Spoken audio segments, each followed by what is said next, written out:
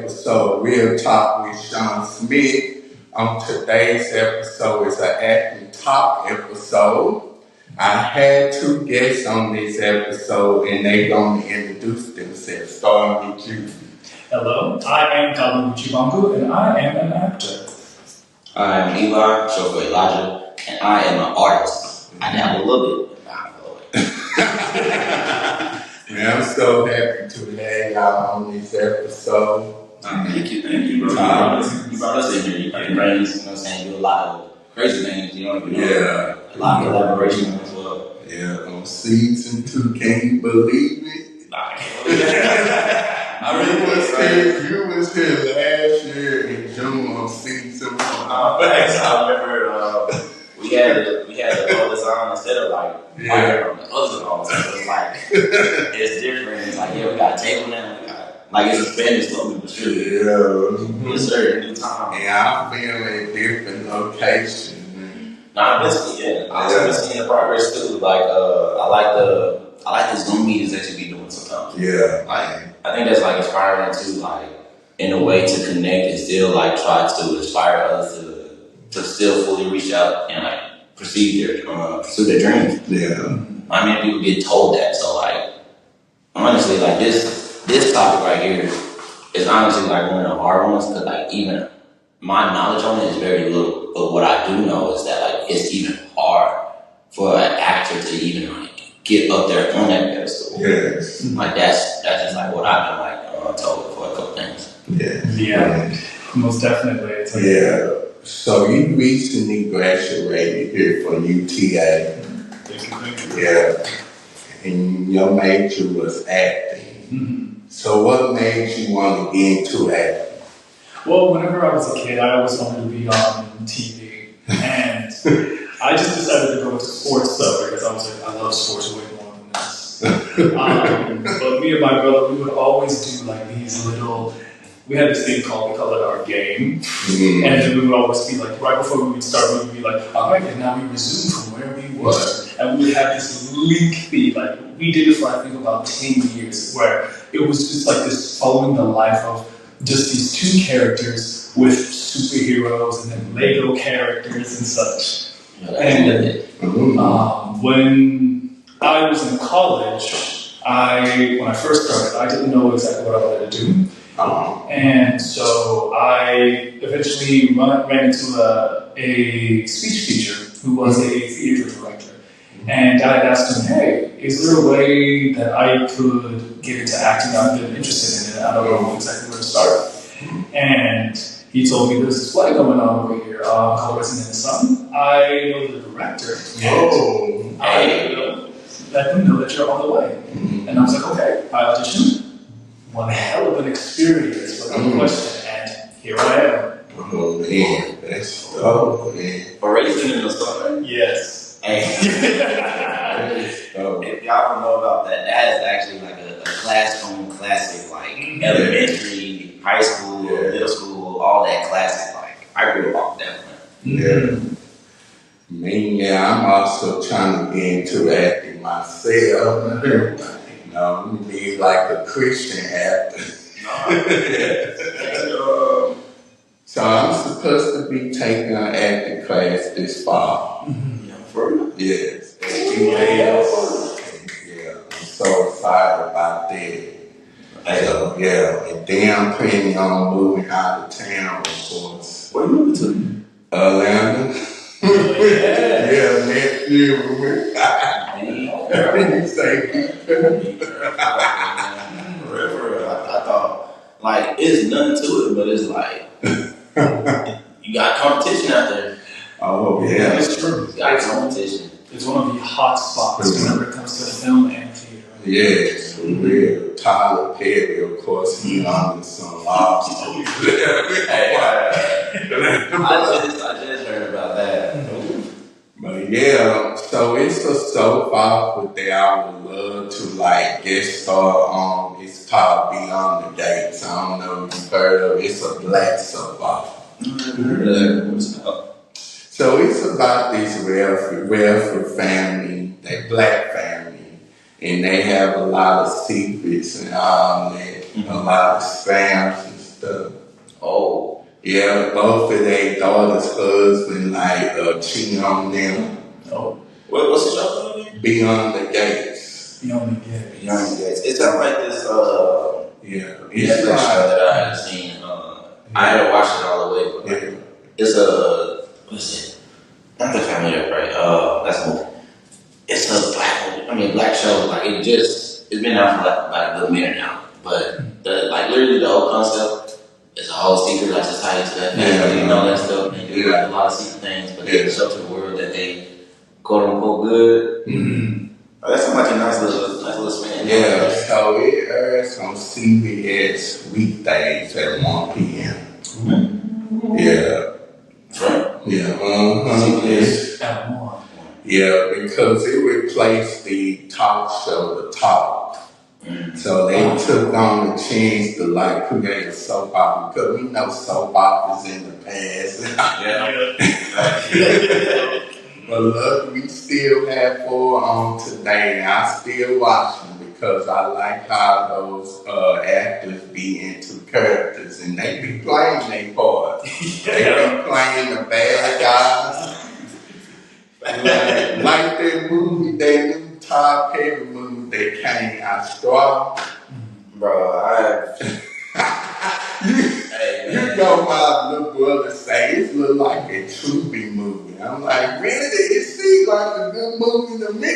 It's a good movie. That movie right there definitely took a left turn for me because I was watching it and it made me think about the old Taraji P. Henson. And the old Taraji, you know what I'm saying, Baby Boy, what's that show called when she was Empire. Yeah, Empire. It brought me back to that. And then she had did another movie, what's it called?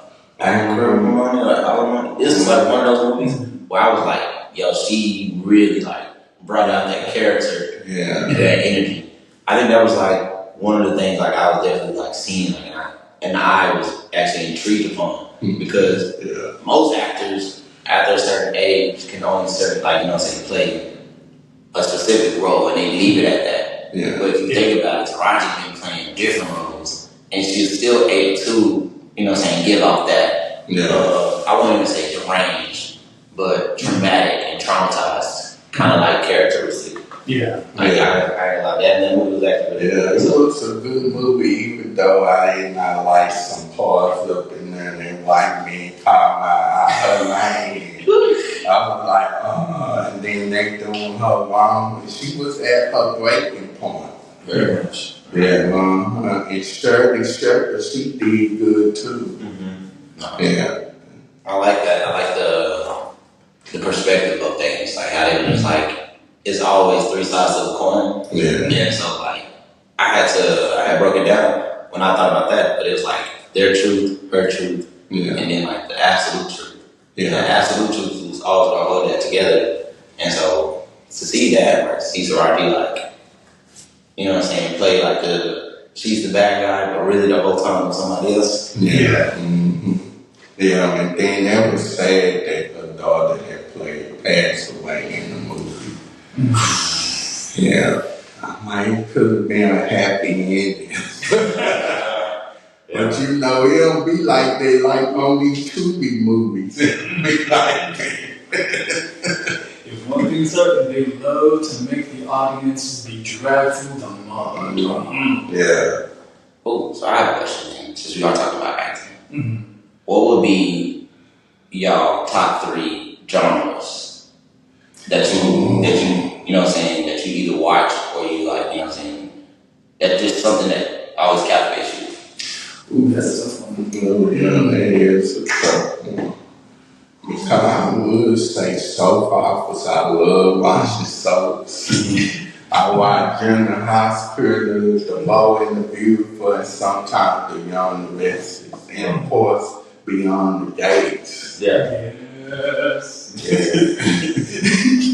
Then of course, sitcoms. I love sitcoms, of course. Especially the old shows. You can't go wrong. Because back in the day, the writing was good back in the day. And that's how come they got a lot of episodes. Nowadays, they don't get that much episode. They cut the episodes nowadays. you won't see 22 or 25 episodes with all shows. No, facts. That's definitely true right there. Yeah, the standard is about 16 now. Yeah, you look at it, it's just about 16. But have you heard they show The Neighborhood? Mm-hmm. Yes. That's a good show. Entertainment? Mm-hmm. Okay. Yeah, it's about to be their last season. After 8 seasons. Yes. Kind of makes me sad. Yeah. They're going strong with that. Yeah. But I think, just like most actors, they probably want to, some people either want to retire that part, like as in that role. Yeah, they get tired of playing the same character because they be typecast. You so used to seeing them playing their character. Yeah. Like, take for instance the Cosby Show. We so used to, we like, oh, Kurt Hospital, who is Denise and Sandra and Phil. No, it's really like that. Yeah. It's one of the struggles that a lot of actors go through because it's like everyone wants to be able to do or portray or play in any role possible. Yeah. But the way that the market is, it's that it's tethered to streamline you within this specific confine. Yeah. And then you can break out of it eventually, but you have to get there first to be able to break out. Yeah. And then it's like everybody who's seen you on TV, they're like, oh, you were in comedy. Why are you in drama? Yeah. No, facts. That was the same thought process for a second when I was seeing Kevin Hart, and like we were so used to that one role, like you say. But then he had did like a serious movie, the one where it's like he was being the father and his wife had died, and I was like, I can't. But then it's like, okay, I see the vision and I see the perspective of that. I think that's like really hard for them, but it's like that moment right there. You're like, what are you doing? Go be funny. Yes, I was expecting further to humor in this. Where's the fun? Yes. The phone, we so used to seeing him in that role play the funny guy. Yes. Yeah. And then take for instance like Steve Urkel, Judy's wife's character. You know, people so used to seeing him as playing the nerd. Yeah, very much. The iconic character as the phone. Yeah. Steve Urkel. Yeah. That stuff is crazy. Yeah, and they talking about a reboot. I don't think a reboot is going to happen. If they going to do a reboot, they need to get what's your call on the reboot. The youngest daughter on there, Judy, the one they rolled out after season 4. Yeah. See, I didn't really watch it that much growing up, only because like, shoot, I didn't have a direction of what I wanted to watch. But it was just like whatever came on TV, I like that. Like majority of the time, it was really kind of sound childish, but I was definitely a SpongeBob character. Kind of guy. I love watching SpongeBob growing up, and I like watching animation. But if it was like some type of sitcom, it would be like In Living Color or Living Single. Oh, and I'm about to talk about this. Like I like those kind of things. Yes. Only because like one, it brought out like I feel like that was the times that it brought out the true characters of actors and like comedians and everybody. So it's like I cannot test you on this. You know what I'm saying? Like Martin, that one scene when he brought out the fake walk on, bro. Like try not to break your head. Like Martin is so funny, and guess what? I watch it, still watch it as a Christian. Yeah. Sit down on the internet talking about, oh, no, Christians don't need to be watching it. Well, I'm still going to watch it. So what? They not practicing witchcraft. They just being funny. Even some profanity words, but hey. That's one right there. Yeah. But yeah, Living Single, they do have a podcast out. It's called We Living Single. Right. Yeah, and I be watching it. It's Kim Coates and her name is the one that played Pam. Not Pam, but she plays not Sinclair, but she Maxine. Oh. Yeah. Her name is Erica Alexander. Yeah. I'm actually have to get into that. Yeah, Hug and Kim Coles have a podcast on there, and they talk about what they had experienced, with living single. Yeah. And they say that the show Friends was a comedy. Yeah. No, it actually was. Yeah. They got a documentary out about it, and it tells how it talks about literally how everything transpired from the beginning to the end. How Friends was slightly a copy of it in a sense, and then even how certain characters that got written off the show, you know what I'm saying, how they was done. Some was done dirty, some was done correctly, but it was just in a sense, you'd be surprised to hear what really goes down. Yeah, especially in this business. No kidding at all. Because I feel like they were treating because it was on Fox, and around that time, Fox was like a smaller network at that time. They didn't get paid that much. And they thought that Fox was gonna back them up and all that. And then next thing they got canceled after 5 seasons. Halfway through the season. And I'm like, wow, they could have went on some more episodes. It was such a good show, It was a positive black show, and they hate to show positive shows, black shows. So, yeah. In fact, that's one of the things that has always been on my mind whenever I started. It's that whenever you come in, every single black story is one of struggle. And it's so damn annoying. Yeah. And there's a friend of mine who was a writer that over this past semester wrote an original version of Cinderella. And it was I was actually there, and I loved it. Yes, it was so good. It was so damn good. And it was really just a celebration and a showcase of just life. And that's what we need more of. We need more of people seeing that we have life, we celebrate our life. It's not just about struggles. Yeah, every day had to be a struggle, especially around the black community. I'm like, look, I'm going to see a positive black show, and that's why I come in. I'm going to create a positive black family show. Nah, bro, you definitely should. I was watching that Kirk Franklin. I don't know if it was a podcast. I call it an interview. It gave it a podcast kind of feel, but it was for Father's Day in a sense. And he brought in four I would say successful black men. He brought in DC on Fly, not Funny Mike, but the other dude. He brought in Lou, who's the dude who be football. He's really funny.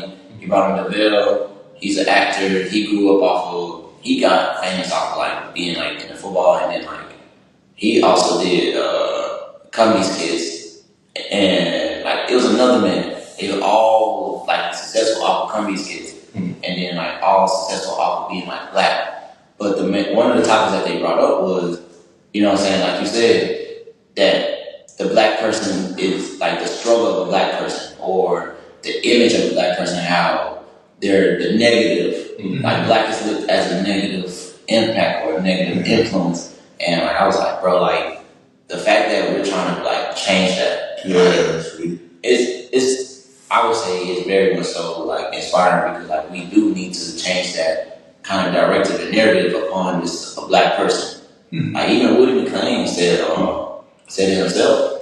He went to acting class, and I think it was his first one or something like that. And I was watching off the pit. He said, it was an acting class. And they told him, he said, all right, turn around. And they was what do you think of this person? You know what I'm saying? Y'all don't even know him, but what do you think of him? And then they all started naming negative. I was boy, you know how hurt I will be to hear that, I'm really a good man, you know what I'm saying? They should definitely change the narrative. It's not all black people does not struggle. Come on now. We don't have to be has seven votes that have selling drugs and being gangsters. That's why I know it's everybody's favorite show, probably, but I had to start watching it. tired of it. I stopped watching because the one a Power Ghost. Yeah. Once they got over with, I stopped watching. I'm like, okay, that's over with, man. I can just stop watching it. No, I get that. I definitely understand that. I think most people kind of get confused with the influence of what goes on for like the main characters. So like when they try to implement like a main character and like you said, the negative impact, they try to find ways to like mix it together. So they'll be like, all right, he's really good. Because think about it, if you watch it, Ghost or James St. Patrick, he was really good, but he did have bad history. And like at the whole time, he just wanted to like fix everything. That mean messing around, that mean killing, that mean doing all that stuff. They literally took the role of how can I make a good man, a bad man, but still a good man at the same time. And it's like, it's frustrating in a sense because like you're like, dang, at the same time, he's still negative impact. So it's like, what can we do to like really just try to fix that? And you can't fix that unless you just kill off the character or like character. It's one of the reasons why one of my main goals for my career is to play the role of Superman. For real? Yeah. That would be there. Especially, and one thing that I think with particularly me playing the role is that one, the themes behind Superman, at least the early portions of it, how he is an outsider even amongst all of these people. He is an alien on the planet, and the way that he starts out is that everyone is terrified of this man and they hate him. However, despite all of that, even though despite all of that, he is still like this epitome of good. Yeah. And on top, and his history, his past, the way he grew up, isn't checkered with anything at all. He just grew up a normal kid, just like so many people grew up like a normal kid. Yeah. And we'll never know. Exactly. We'll never know until you are immediately faced with society. Immediately. So I ain't gonna lie. I actually want you to do that. I mean, you were there. We good playing. Like it's gonna take a lot. I feel like with that like perspective for that role, it's gonna be so like empowering, but it's gonna be frustrating because you like this is something that I deal with like internally as a black man growing up. Like sometimes some people don't even really deal with that because of how they were raised. But like majority as a black person, for instance me, coming into college, I was just like, bro, who's everybody?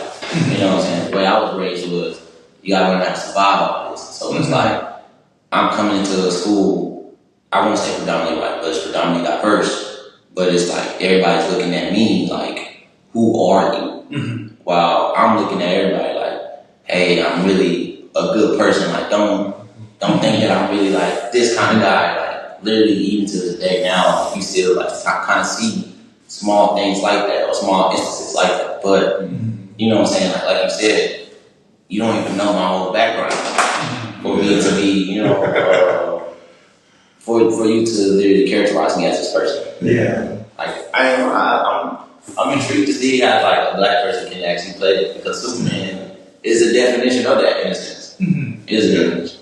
So for you, what aside from the Superman, what was like the inspiring factors for you to become an actor? I'd have to say, for starters, whenever I officially did Risen in the Sun, I played the character of Asagai, which that in itself was so much fun. It was so much fun.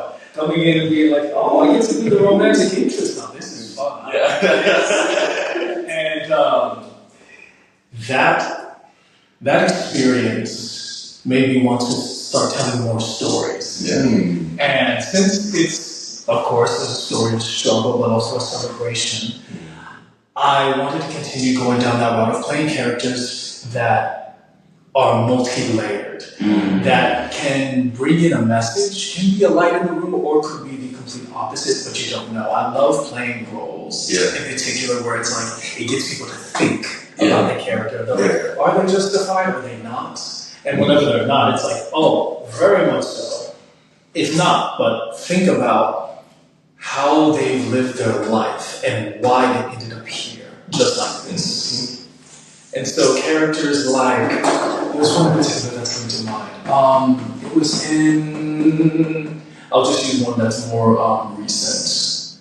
I'll use this one. In Black Panther with Killmonger. Oh my goodness. Well, I had a feeling he was going to do like a Michael B. Jordan movie because he definitely has like numerous like movies like that. Yes. But the Killmonger one? Yes. Yes. And it's like we can sit here and we can relate to Killmonger so much. And it's like, but also we look at what he's doing and it's like, you do realize you can easily be going down this path right, but you're doing this. I see where you're going, but we're lost in translation. Literally lost in translation. Yes. Yo, you have like a point on that part. So then, who will be, for you, who will be the actors that you took influence from? Ooh. First off, Denzel Washington. Everybody is like that. He has it. First movie I saw Denzel in was in Remember the Titans. And that had a profound impact on me because the black coach coming into this white it's in integration.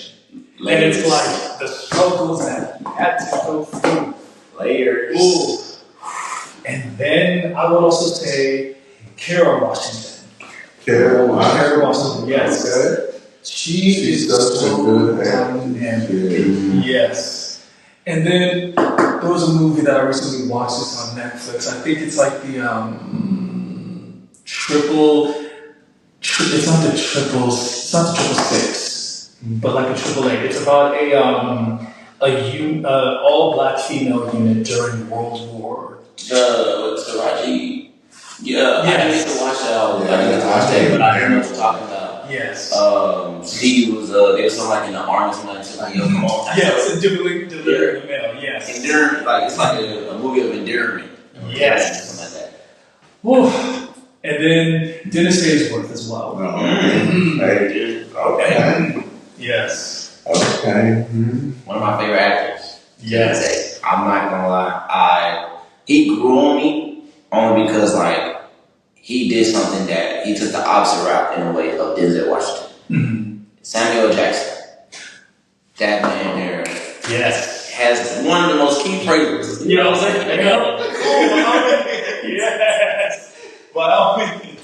But if you actually like look at like his character, the characters he done played, it done been from all different angles. Yes. All different angles, from a mad scientist to a smart deceptive detective to literally a crackhead. Like, don't people, like most people don't even know about that classic movie because, you know what I'm saying, like we're so stuck up on like today's generation in a sense. But they're like literally that movie, the roles he played, most people don't understand the influence that he had to like literally be like, yo, he can really do it all. Yes. I give that his flowers on that. Absolutely. Yeah. So have y'all heard of this long-time actress? His name is Griffin Davis. Have y'all heard of Griffin Davis? What movie have you played at? So he played on this show. I don't know if you heard of it. It's an old show, Amen. Amen. That sounds familiar. I've heard of it, but I've never because it's like you know, when it's like it pops in your head, like I see it, but you haven't really watched it. Yeah, that's me at this moment. Yeah, and he also wrote music for Michael Jackson, so he on the soap opera called Beyond Days. Oh, so that's why. So he played the father on that. Yeah. Oh, I didn't know that. Yeah, he's been acting for a long time. And he was also on the older show that I really don't remember watching. That's My Mom. That's my mom. That's my mom. Was that like a soap opera? There was a old black sitcom back in the day. That's my mom. Like Good Times. Oh, like a lot of times. Yes. That's my show. Yeah, one of the dad, he had passed away last year. The dad off the time. In real life, yeah. That just reminded me of James Earl Jones. Man, it's been a lot of, I would say, a lot of good actors and actresses that's been passing away recently. Oh, yes. And it's kind of like, I guess it's weird in a sense because we're like just now starting to like see it. Yeah. And like you actually think about it, like, bro, I actually grew up watching this. And like, I be forgetting, like, they're older than what we perceive them as. Yeah. Like, good time. Is this supposed to be? Like, if you watch, I don't know if y'all heard of the show Cheers. Yeah, I heard it. I actually. The actor that played Norman, he recently passed away. Bro. I was like, man, of course we know the one that played the manager, Becky, she had passed away back in 2022. Yeah. So, I do have a question for you, Shawn. I remember you saying you wanted to get into acting yourself. Yes. And you say you want to move to Atlanta. Have you already thought about video concepts and ideas of what you want to do? Because you say you want to get into Christian acting. Yeah. So, like, what kind of like concept videos have you started constructing for yourself? So you asking me how I like started it? Yeah. Or like I'm actually I'm supposed to be writing up a skit. That's why I had told everybody. I was going to do it that day, but I'm like, man, it's a lot going on, so I'm probably going to start working on the skit. Now I'm going to work on the script next week, but I'm going to actually like film the script next month. Okay. I should be available. Yeah, man, I might have to get you on this. I will pull up. So the name of the skit is gonna call "What Would Jesus Do?" I'm gonna be playing the dude that runs into people, and then I will get attacked. So you're doing the big impact role. So we'll be getting tapped by the bad guy. So I'm so excited about that. This would actually help me with my acting skills. Then, like I said earlier, I'm trying to get into that soap opera Beyond the Gates because they film actually in Atlanta. Yeah. Okay. So I know, and I got an idea for a character too. One of the ladies on her name is Legacy, and she played the bad guy on the show, on the soap. She played the bad guy. She trying to come after the family because one of the daughter's husband, like I say, had cheat on her 20 years ago. So she came back to town, and then what she did, she had her daughter, to like be one of the husband's wife's assistant. So this what she did because the daughter, she already had the husband's wife. Yeah. She already had an assistant. So this what she did. She gonna like put on her hair and all that, then ride a motorcycle and one of the old assistants out the streets. Oh wow. Yeah. So she ended up being in the hospital so that her daughter can like replace her temporarily. Oh, so she had her blind. And she's still in love with the husband. Yeah. Well, then they finally came out, so the husband had paid her a lot of money to get out of town.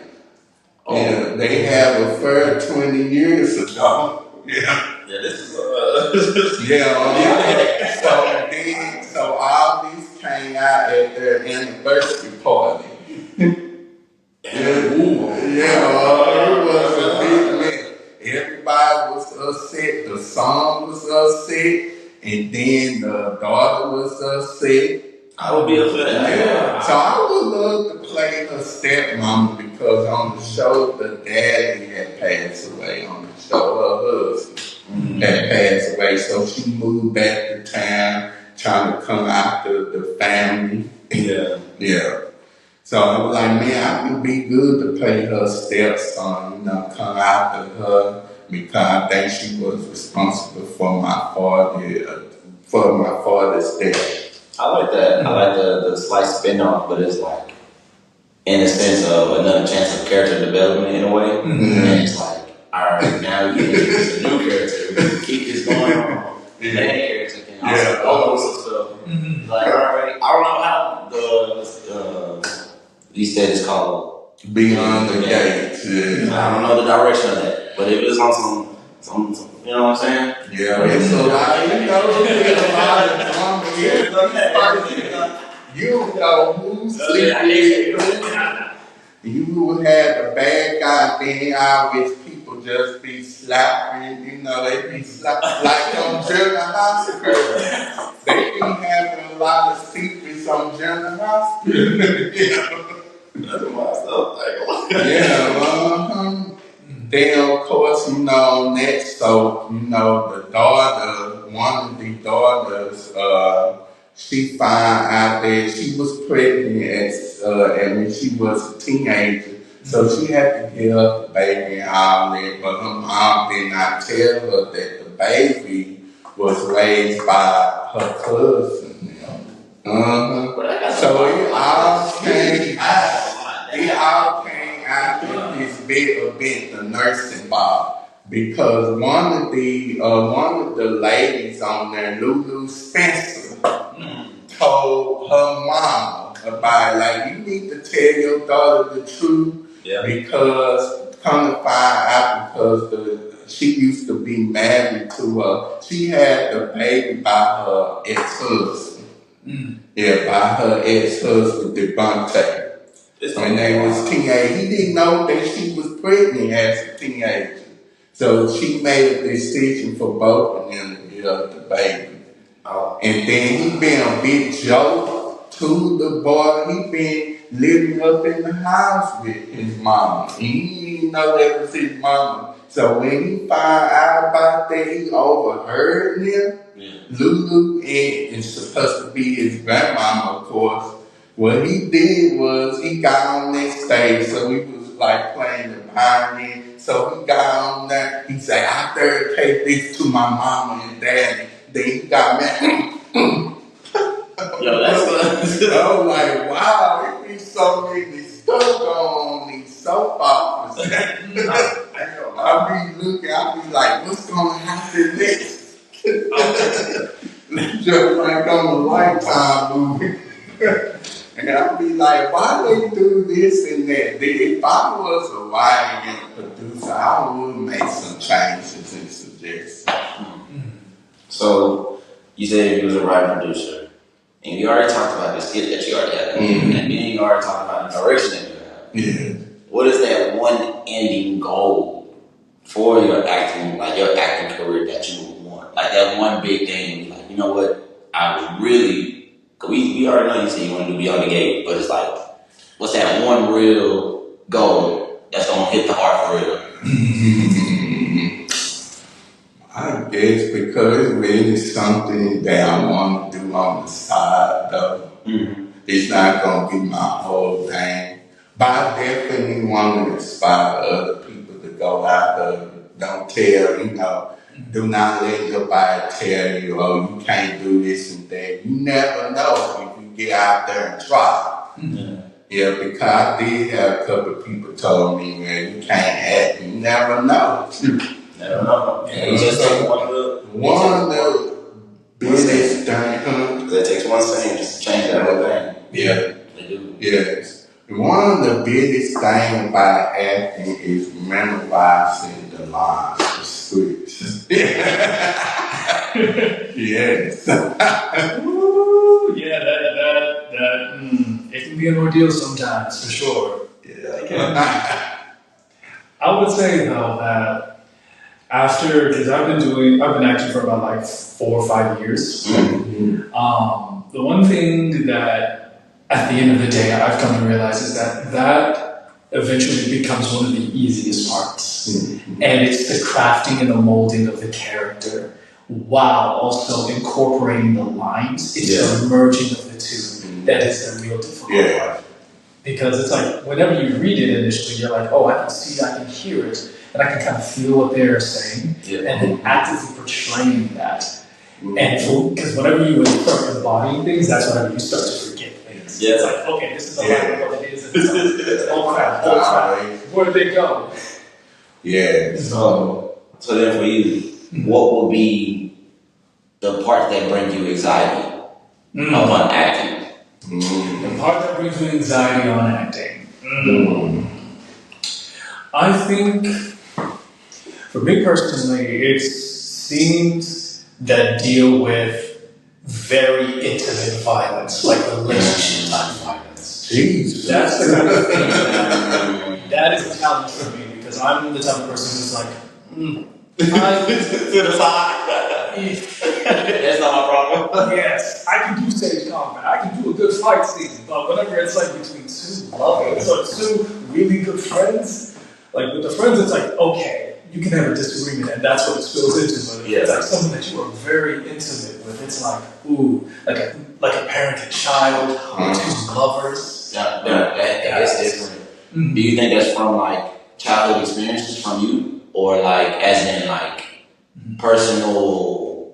I would say not endeavor, but like personal like morals in the sense of the way like I would never deal with that, or more so just the child experiences.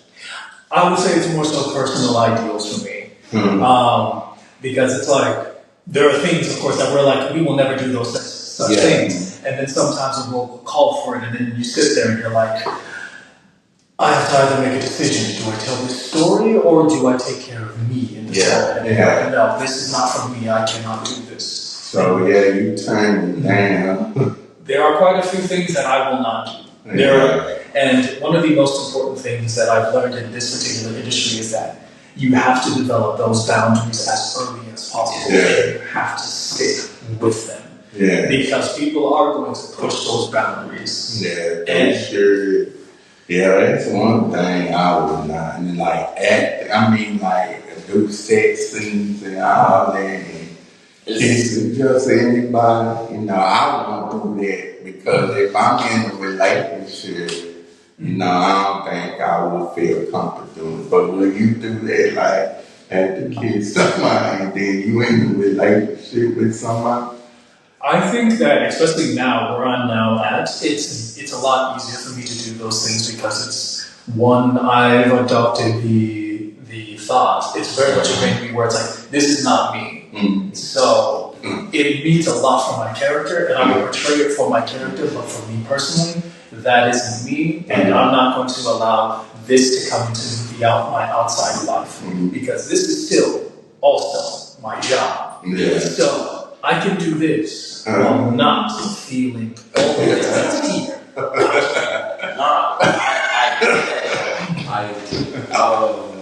I think you can attest to this, but don't they have like certain methods to show like that y'all won't even really be kissing or actually doing like sexual things? Like they have like role playing classes for like sex, quote unquote sex, but they're just like they're not really. They're just really just and they would have you like take off your shirt and when you keep your pants on.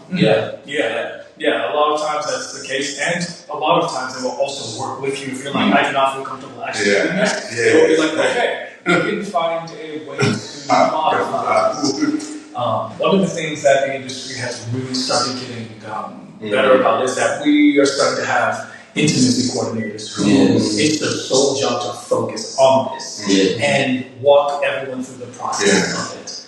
Now, of course, on the smaller productions, they may or may not have it. But the one thing is that the fact that we have it now, it's so much easier and highly choreographed.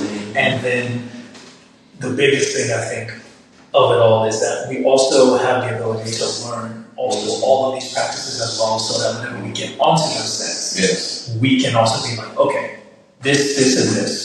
We can check boundaries. We can do this in a safe manner where we both feel comfortable throughout the process. No, I totally agree with that. I don't even know much about it, but from what I'm hearing, it needs to happen. Only because, there's been a rise upon,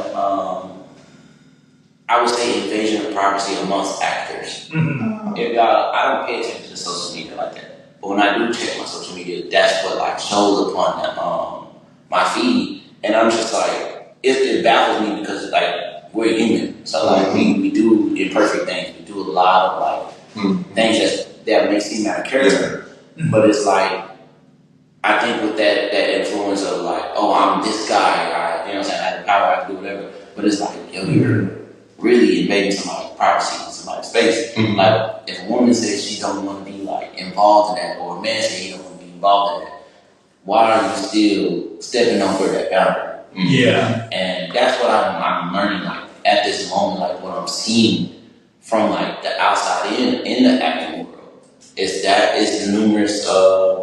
It's really you see a lot of the influences of their natural lives actually affect them. So I don't know. I think that's something that should be brought up more. Really the safety of an actor. You want to prolong them and give them you want them in more videos or movies or even shows. Give them that sense of comfort that they can do that more often. I think that's kind of hard though. I do have a question though. I do have a question. Because you're big on the acting. And you kind of know a little bit about even the pay ranges and all that stuff. What's your thought upon female actors and male actors and with the color frame of things as well towards the payment part? We've made progress. However, we have a long way to go. We do.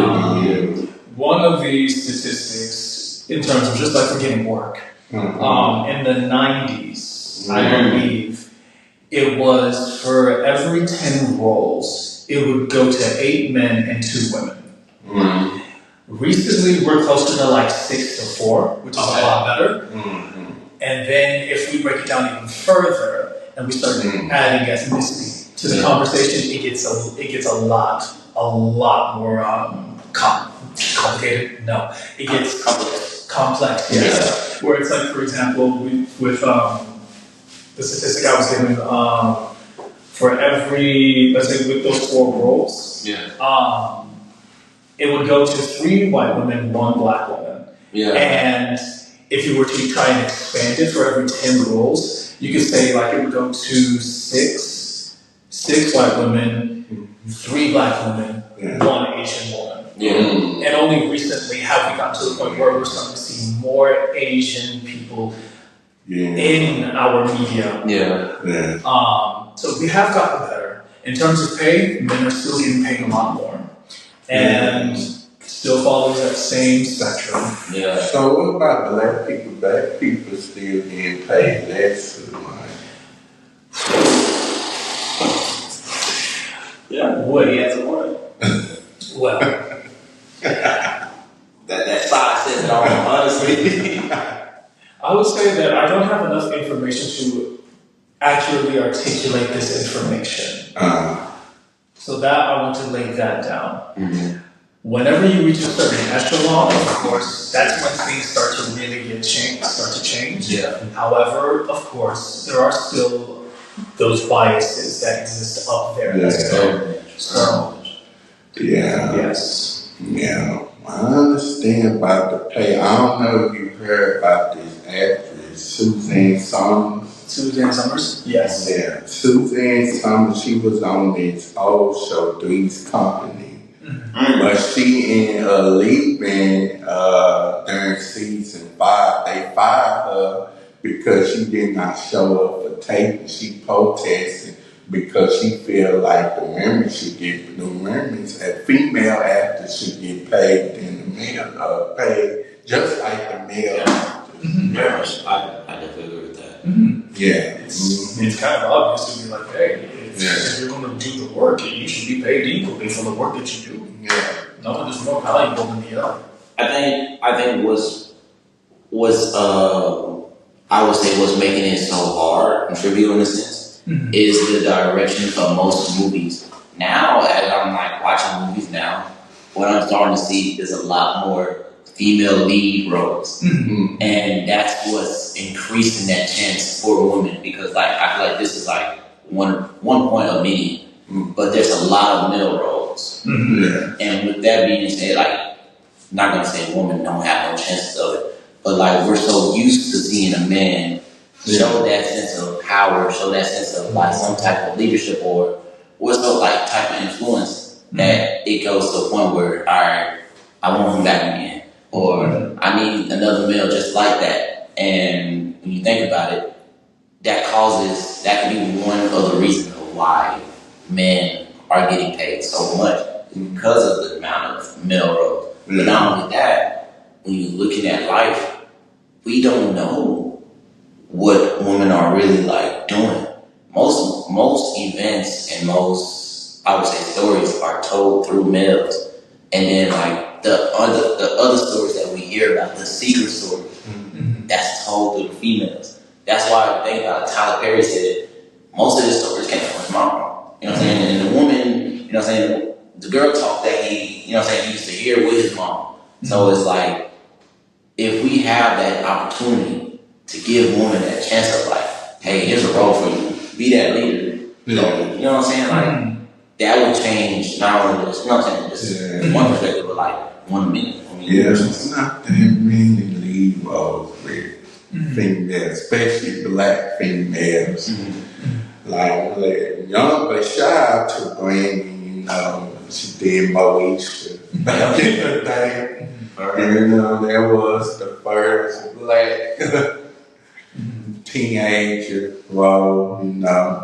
And it was a lot. I mean, back in the day, she had a whole lot of stuff going on back in the day. She was the first black Cinderella. Yes. Her, Carla Pratt. Carla Pratt. One, Proud Family. You know what I'm saying? Stuff like that. That we see Monique. Monique. And I actually met Monique. I actually met her in person though at Walmart. Yeah, this was back in 2006 though. So she had promoted her new movie, Fat Girls. That's what I'm talking about. So yeah, Monique, she's a good actress. And then who else? There was, let's see. Raven Simone. You know. Then Dee, the one they play on Moesha's stepmom, she currently on the show called Elementary. Right. Yeah. Oh, you're right. She is on that. That is crazy. Yeah. The girl who came up with the idea of Elementary. Queen. Yes. Queen. It's such a good show. Y'all should go check it out. Yes. Like, I ain't gonna lie, it's crazy to see the influence of that though. Like, I'm happy. I like to see from a female's perspective. I grew up where in high school, you had the cool people, you know what I'm saying? You had basketball players, and you had like your little crew. If I wasn't with my crew, I would always go to the girls' table because like I wanted to hear and see, like, you know what I'm saying, the stories that they would tell, and like it's really just as crazy as a man's story. Like literally, you're like, what? You did that? Yeah. I would never expect it with you. Yeah. Okay. Yeah. But one of my favorite shows is called Steel Magnolias, which it follows these 5 women who go to this one particular hair shop. And it just really, it talks about just their lives, and that's it. It's just solely about their lives. And I love that show so much because it's like, one, there are so many aspects of this that I would not have even thought about. Yeah. So, you know what that's made me remind me of?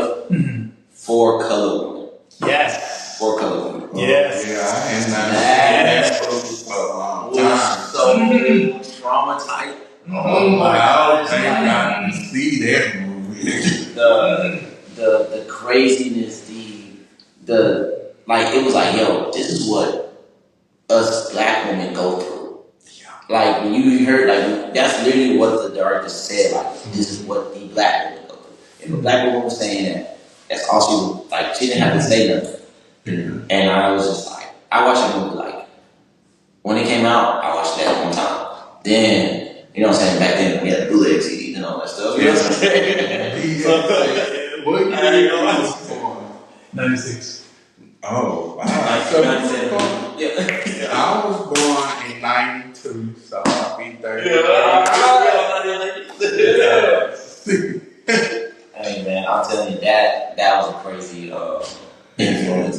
You know what would be? You know what's really like a crazy twisted turn on things? One of my favorite. I think he's the director. I won't say he is, but Spike Lee. Spike Lee was one of my favorites. One of the best. Yes. He did a movie, She Gotta Have It, that ended up turning into a show. And when I say that's one of my favorites, because I'm an artist and I love to paint. And it literally like I was able to connect with the concepts and literally the life, the ideals that you have. Now, was I out there, you know what I'm saying, with the roster? No, nowhere near. But the lifestyle of saying like how am I gonna live?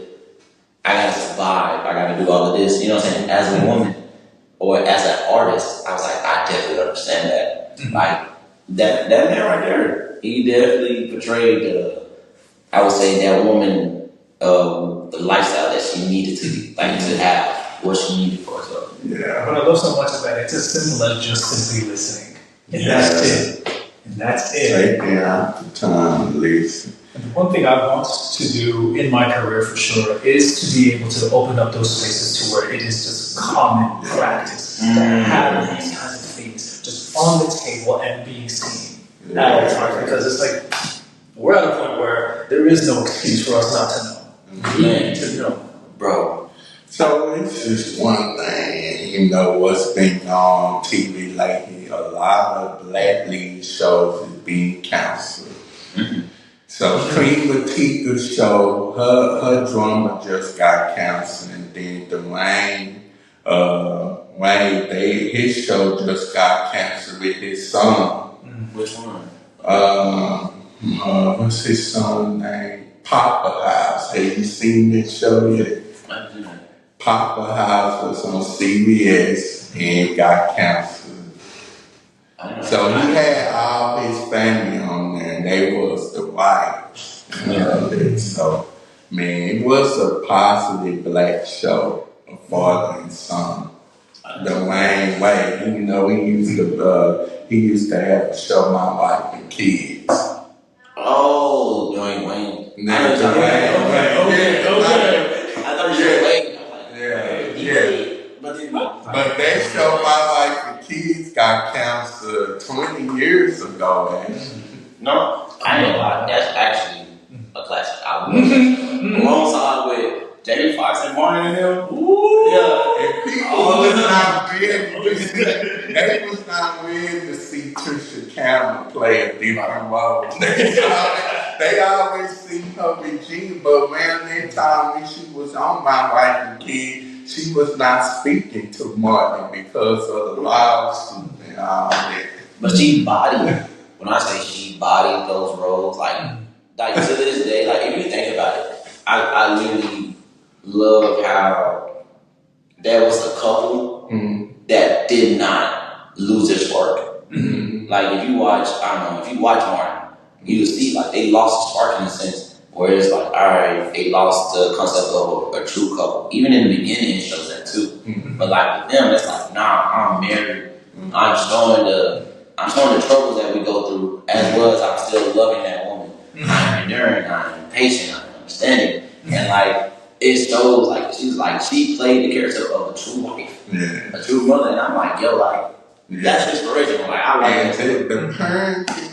Yes, Michael Kyle. He really taught his kid a lesson. That's how it should be. And I like how he said, no.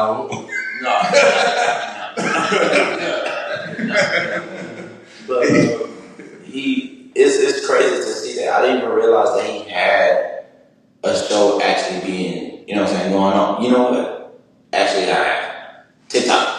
TikTok shows, snippets of other shows that we won't even think about. Unless you like, just scrolling through sometimes. Yeah. But now that you're talking about it, I do. Yeah. I see my scene.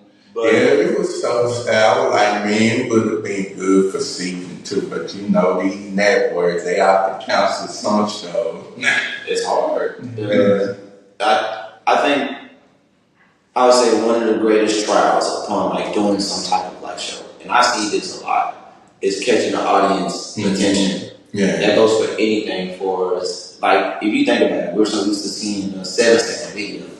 People got to sit there and watch. I want people to sit there and actually watch the 1-minute video concept or 2-minute video concept or like y'all saying the longer one, because that comes with detail, that comes with lessons, that come with morals. Nowadays, everybody like 3 seconds or 5 seconds, 7 seconds.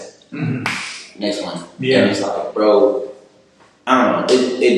It discourages me. It disappoints me in a sense because it's like our attention span is very shortened. When back then it used to be so broad, like literally we wanted to see the whole thing. Like for you, how you feel on that? Honestly, it's making me sad. I remember watching films where each shot, you could be in one single shot for about 20 minutes. But now, whenever you sit and watch a movie, if you count, you will at max probably see a shot being held for 5 seconds unless it's panning out. And considering that is a 2-hour movie. Boy. Yes. Yeah. I honestly am like, I get it. My knowledge on acting is not there, but it's like when you think and you see like, is that? I see what you're talking about. Like it's sad because it's like I watch people literally they will do a whole dance. They can work on that dance, stay on it for 20 minutes.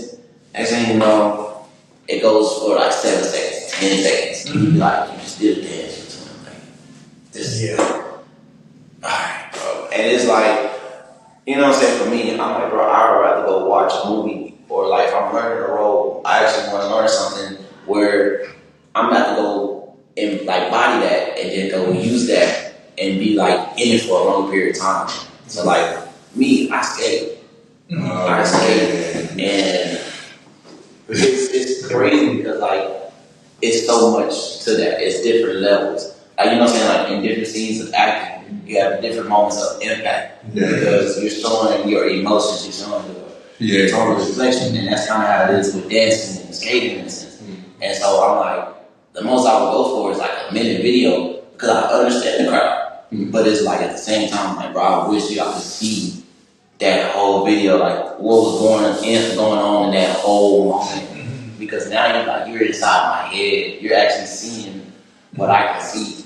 Like those behind the scenes. Yes. Those did you roll down and like, yes, let's watch this. For real. So yeah, man, I tell you, being this business can definitely be tough, man. Most definitely. Yeah, man. Yeah, man. Then one thing you did not know is your favorite show, the actor, they may be good on camera, but behind the scenes they not. This is why I be reading about like the situation on the first person. With the first mom, her and Will Smith, they not get along. Get new actors to play her character. And everybody was like, they was not feeling her, even though she was a good actress, but she was not good on that show. So it's a lot to that, and that kind of goes along with like even what we are experiencing today. And I don't want to like kind of stray off the topic, but for instance, men's mental health awareness. You know what I'm saying? Like we don't know what really goes on for everybody. We don't. And you know what I'm saying? You gotta start learning. They want you to like be a robot. They want you to learn how to separate that lifestyle from the job itself. But it's like I'm still a human. Yeah. You know what I'm saying? And like you said, set boundaries. So like in that position right there, when you realize you're working in a system where they don't want you to improve, they don't want you to motivate or inspire in that sense as that character that you want to be, they will find a way to shut that down. And it's like, but that's been my whole purpose as a person. Like, I think that's really it's hard to accept especially when you're actually doing a certain role or in that position. Because you step into a big shoes, a big role, and what they doing is they gonna water down her character and have her in the background. Very much. They would definitely try to dim your light, and it hurts. It hurts and it sucks.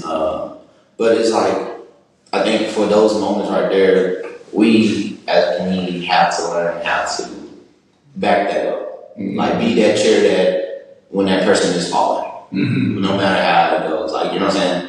When, for instance, in the acting community, most people are scared to really step up for that because they feel like they're going to lose that position. And that's understood. That's money. That's your money. That's your bread and butter.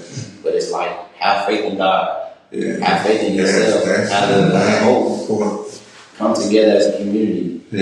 I listened and I was back on that interview with DeVell and Kirk Franklin, and they were just literally, no, it wasn't DeVell, it was the Pivot. Woody McClain was naming off actors that are supporting each other. He said it was all white, and it's nothing to that demographic, but it's more so in the black community, we need that. We need that. We have to learn how to push that. There should not be no competition. Fine role. It should not be like that. And that's what they were saying back in the day. We had black actors trying to fight over the same role. It's all scraps. I feel it was hard back then. You try to be, coming up in the back of the day doing the civil rights and all that stuff. And you're I gotta get out of here. You know what I'm saying? That mental of I need freedom, and I'm gonna use my creative energy. I'm gonna use me. I'm my work. I'm gonna get out of that. The saddest part is about the child stars. We're not all of them. They just went the wrong direction. That is so sad, especially people that was on Nickelodeon, how they was some of the child's men. They would say, you never know what was going on behind the scenes. I'm he did all of those was my favorite shows watching. You know what I'm saying? Behind the scenes is the reason why it's called behind the scenes. And they don't like showing it because it's that's that person, you know what I'm saying? That's their real. They may act like they're on the show, but in reality, they had a totally different, take for instance, Boy Sack. They played Denny off of Full House. He may be family and friendly on the show, but behind the scenes, he's a comedian, be saying nasty jokes. It's literally like that, though. I think, like we say, acting comes a long way, bro. And you know what I'm saying? You can act your life away. Some people don't even realize that. You act your life away, but it's shoot, how can you tell if you're just constantly acting? So it's when you gonna say it, that might be them. And they all said it's real them. It's mask off. One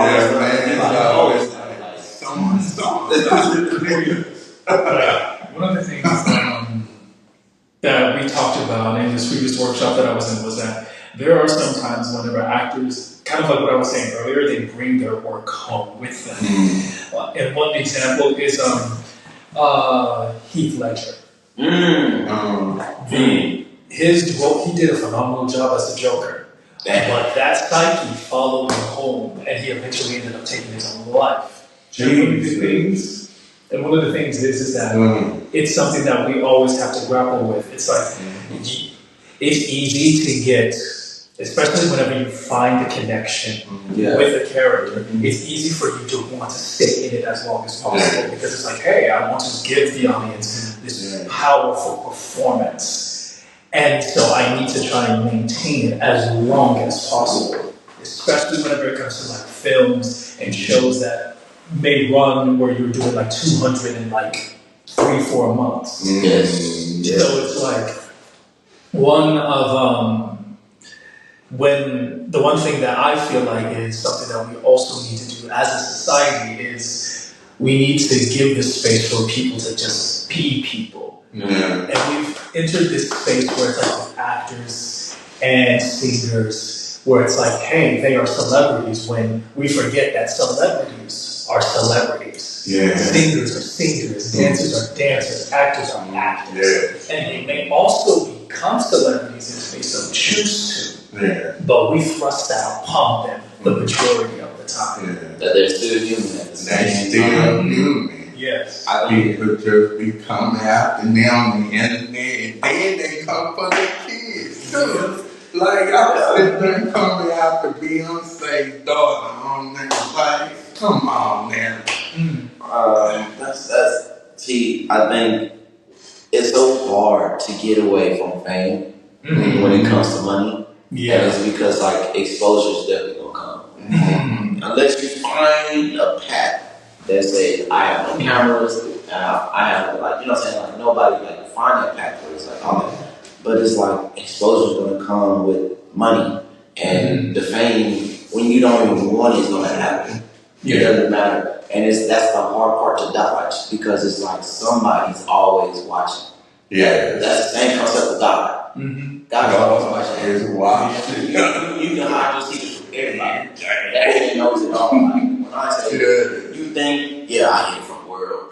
God knows. He sees everything. I know what you did. That's the same concept in a sense. And it's so hard to give people that sense of respect. I mean, I met a few, I would call them celebrities in a sense, or you know what I'm saying, the YouTube celebrity system. I met Long Beach Griffey, and he's a funny man. Very like when I say like him as like the person as he is, that is him. Like what you see on that YouTube camera, what you see on that camera is him in person, and he's really funny. But it's like some people don't even give the people that respect. Like, bro, if I was to say, "Oh, bro, that's him," I'm not giving him that respect. I'm actually disrespecting him in this sense because I'm like, dang. Well, if he came out here just to, I just want to be alone. This man skates. This man skates, and he came skating. Came to my skater in Great Perry, and I was like, yo, it's lit. And so like I seen him like a few times. So the first time I saw him, I was like, I said, okay, I ain't say nothing. Second time, I agreed. I said, hey man, I understand. I'm gonna let you live. I just want to say I like your comedy.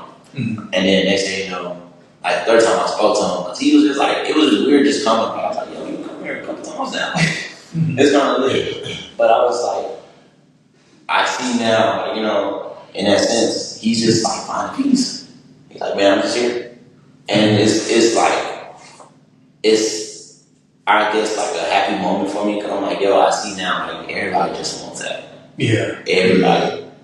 It's just hard to get. It's hard to get. You be a celebrity, you can't even go to Walmart, you can't. And me, I love to enjoy myself now because once I become big, I can't go to Walmart nowhere. Well, except church, I would definitely.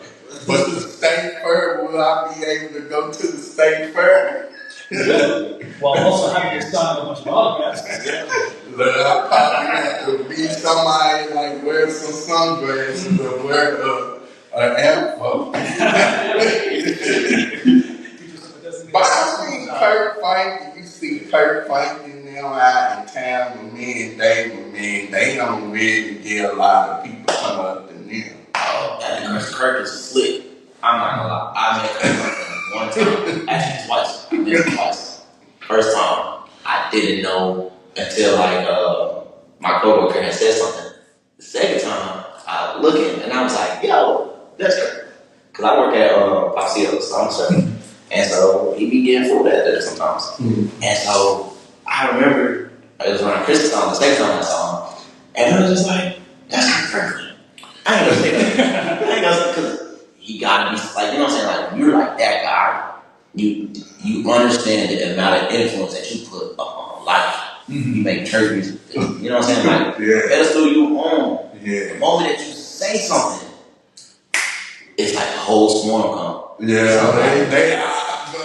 You see, you get a lot of backlash on the BT one. Like, you know, I'm okay with it. Yes. I ain't seen nothing wrong with him dancing. It's like, oh, he's gone to hell for doing that.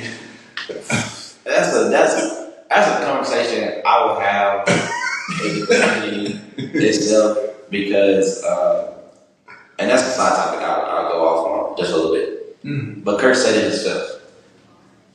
The Christian community never gives that leeway to say I'm still human, and that goes back to what you're saying. You know what I'm saying? We need a break from that, and it's not saying I'm taking a break from God.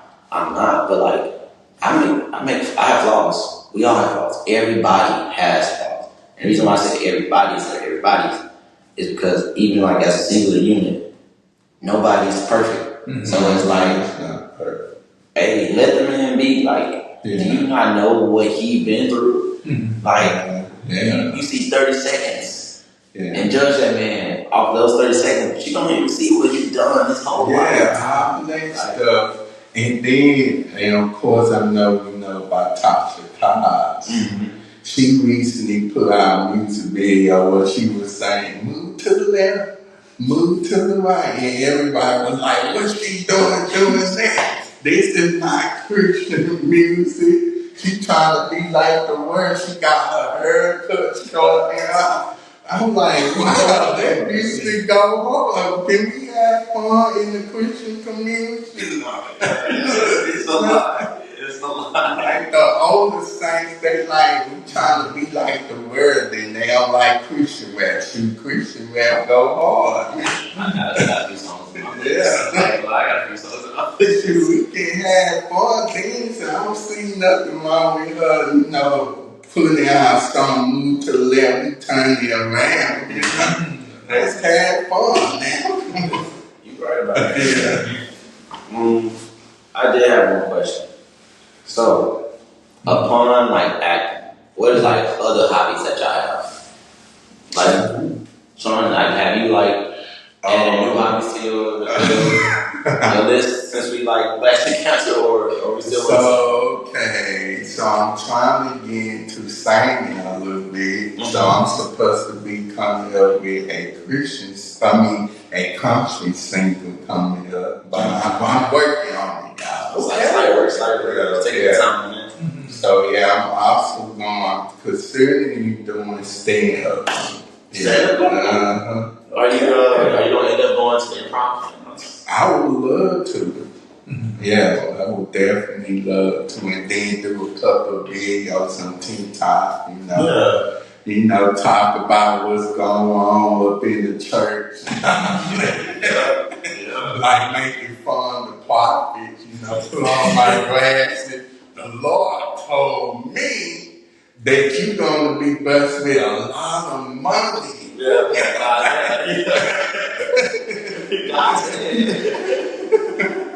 I like that. Ooh, sports. I love playing basketball. Okay. I love playing volleyball as well. I really love playing piano. Really love playing piano. It's a moment where it's just like I can sit. It's just silent except for the notes that you play. And it's just serene. That's what actually, hey, I like that. Honestly. Shoot, I wish I could say the same. My hobbies have been the same, and it's all aspects of art. All aspects and all that, like all the live and breathe it. Man, I've learned, I accepted the fact that life is so pressuring, it's so suffocating that you have to find a release. Yes. The hobbies. But I would say one of my new hobbies that I'm actually like getting into is becoming a plant dad. I want to learn how to plant. properly.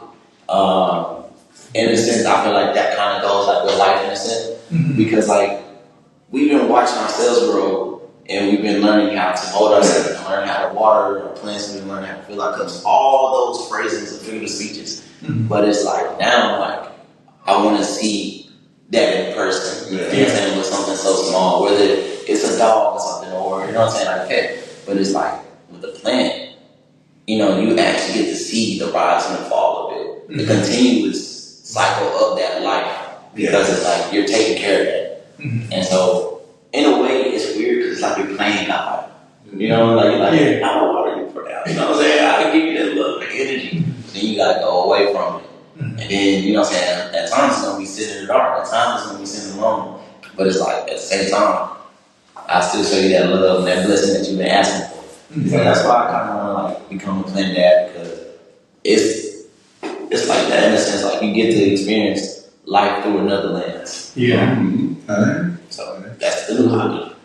So what time is it, dog? What time is it?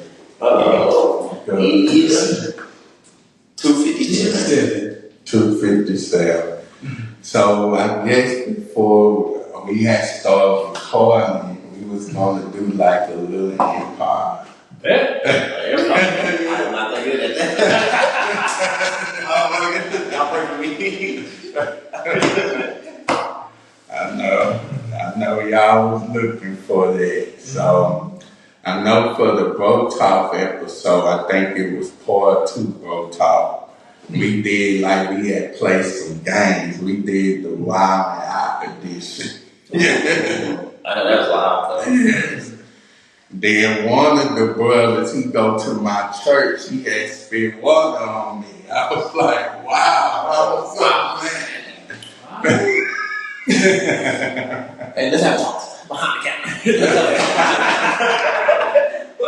Come on. Don't worry, I ain't hurt you. But yeah, so okay, we're gonna turn off the camera, and then we're gonna come up with what we can do. So Yeah, I like the idea. Yeah. And say, only. You know what I'm saying? Hey fellas, how y'all doing? It's been a long time since y'all seen y'all. What's good, Shawn? That's what I'm saying. What's going on? How you been? I've been doing good, you know, being that word lately. You know, being church. Been in church. Yeah, so how about y'all? Pretty good. Met somebody recently. She was nice. You talking about that one joint back there? Man, shoot, I can't say the same. I just been breaking my kneecaps lately, you know what I'm saying? It's been hard out here. You know? Oh, so you been playing basketball? Nah, I'm just saying. It's Okay. Okay. So you just sliding the ball a little bit? Basically, man, that would attach it. It hurts. You see, I admire you because I can't do that. I can do that one time, that's enough for me. I'm like, Man, stay. But you, what's up with, what's your name again? ooh, tonight. Tonight. Light skin or?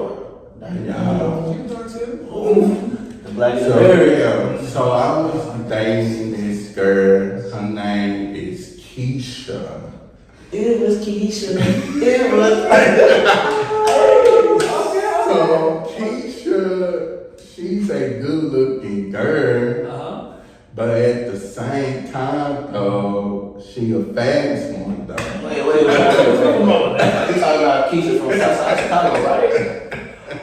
No, she was born and raised in Stop 6. Oh, okay. So we went to high school together and we reconnected. But she don't know that my lifestyle had changed. I'm no longer living a sinful lifestyle. Okay. Yeah. But she's still living a sinful lifestyle and she wanna she wanna do the thing, have sex. Have fun there now. But ain't nothing wrong. I'm not really I can't say R. Kelly, but you know what I'm saying? We're gonna keep him out. But yeah, I'm not really too giddy to her because I want to wait until marriage. Wow. I mean, you only live once, though. Well, have y'all talked? Yeah, we had talk, you know. But she trying to really force me to have sex. She trying to get me to take off my shirt, but I don't like to take off my shirt. It is summertime. Hey, we need to. Release is the best release. Exactly. Look, here's what I'll say. Now, if you don't want to, don't, because, of course. However, think about the fun that you'll have. Think about how good it's going to feel. But I mean, like, as much as he has a point, you have turned over a new leaf. And I would say, why would you break that no contact? It's been a minute. Why break it? The thing is, though, you know, we not married. You know, I don't think it's a good idea for us to do it because that is like soul tie, you know. Cause you never know. We probably might once they broke up, and then next thing you know, I get her pregnant, and then next thing you know, also we end up going to court, and I would have to pay child support. I mean, you just gotta be careful, though. That's it. You just gotta be careful. Wrap up and strap up. Yeah, exactly. You never stayed dragon without your knight in shining armor. You know what I'm saying? We not really there, you know, we not dating, but we dating to like get to know, even though we friends and all that, but we dating to like get to know each other to see if she's the one. She claims that she go to church, but her lifestyle is totally different. I'm wanting a woman of God, you know. You know what I'm saying? I put it like this. If she's willing to go along with the lifestyle that you are asking to pursue, I said keep her there. I think you should just talk to her about it, you know? Now, on the other hand, if you are willing to backtrack, there's nothing wrong with that. You know what I'm saying? Sit back and kick back and kick back, my boy. No, I don't think that'd be a good idea, though. It's always good to wait after marriage, you know. Well, let me put it this way. You're right. The waiting does give a little bit of suspense. It makes it a little bit interesting. Yes. But, however, what's the point of waiting around when it's right in front of you? There's nothing wrong with taking a little bite from the apple. Adam did get the seed. All I'm saying. So you tell me, y'all would just have sex with just any girl? No. She gotta have standards, morals. So y'all would not wait until marriage? You only live once. You can experience life. I'm a free spirit.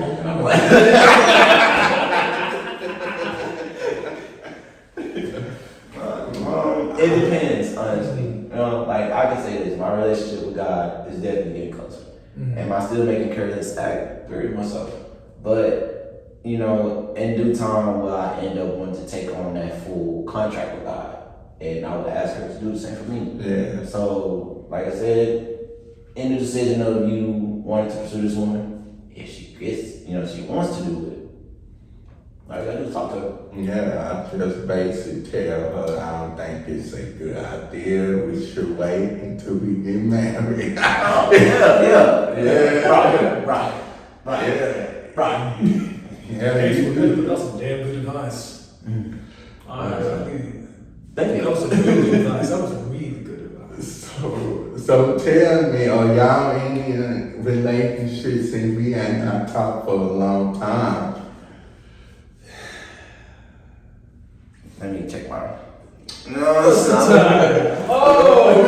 See, no, you probably might end up going out with different ways. You know, I can't say much. I have not been been to myself, lately. I've been dabbling, no dipping or nothing. Do I want to dip?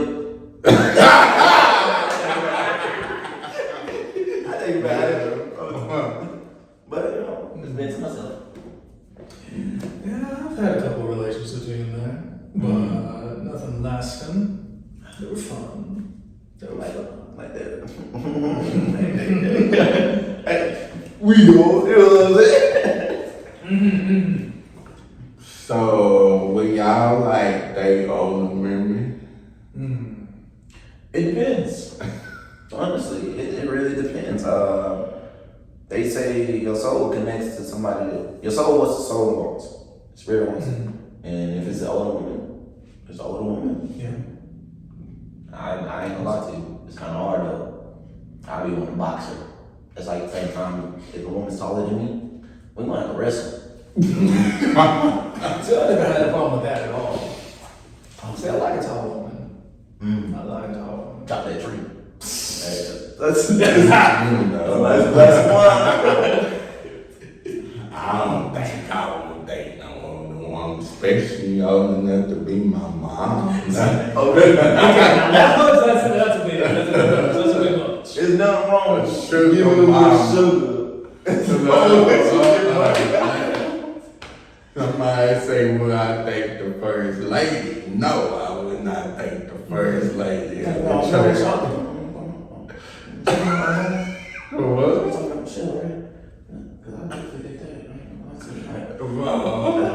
She would probably have Bible study with you every day.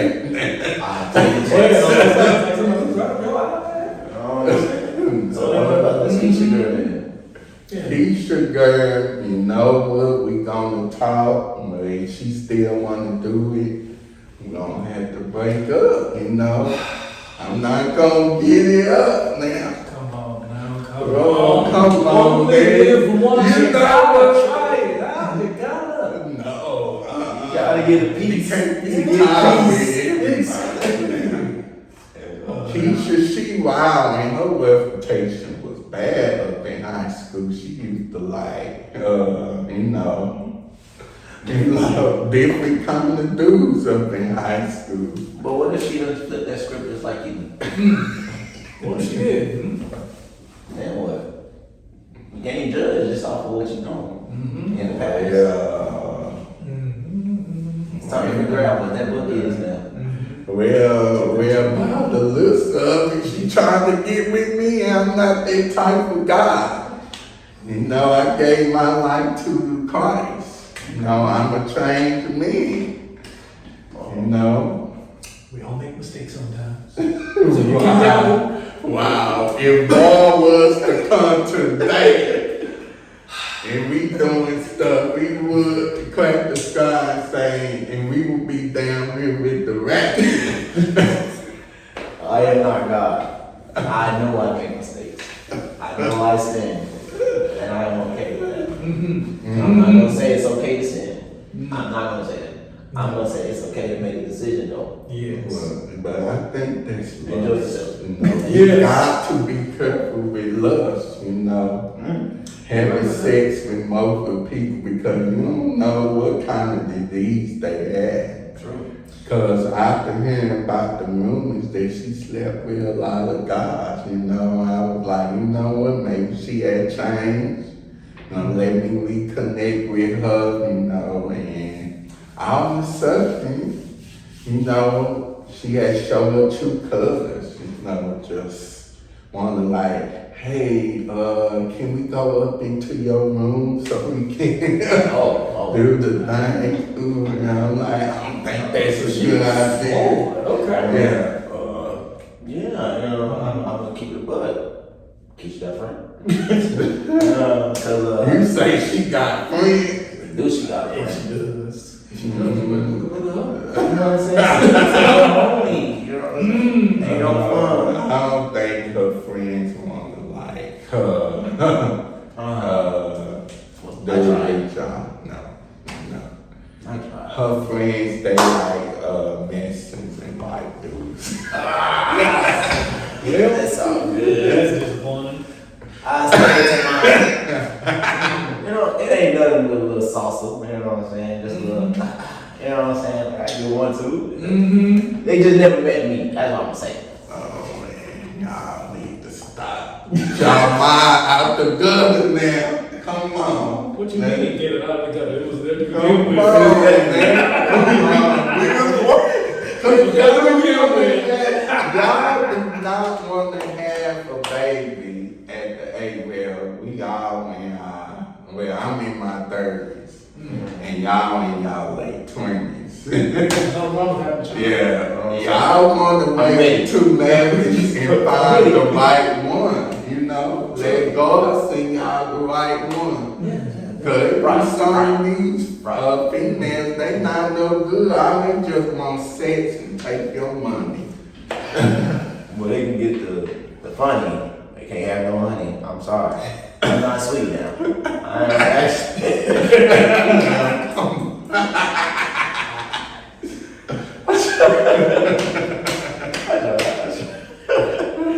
know what I'm saying? Ain't get no money out of me. You know what I'm saying? I ain't no cheap for real. You know? First of all, my biggest regret is having her at the house alone, you know, cooking for her because I can cook though. We ate that good old spaghetti. Oh, so you Red sauce or white sauce? Red sauce or white sauce? Red sauce. Yes. And we had some garlic bread too and some good old Kool-Aid now. I still drink Kool-Aid. Was it like that red lobster garlic bread? No. From Walmart. It's okay. We work with what we got. Beggars cannot be choosers.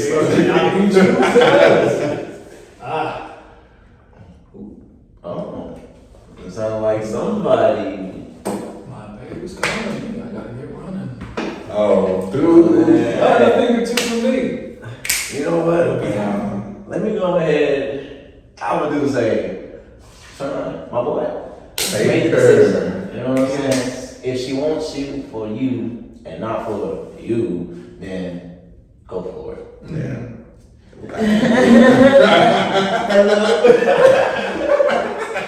Y'all, thanks for watching this episode of Real Talk with Shawn Smith. And of course, that little Empire skit that we did. I hope y'all enjoyed it. So yeah, what can they find y'all on social media? Start with you.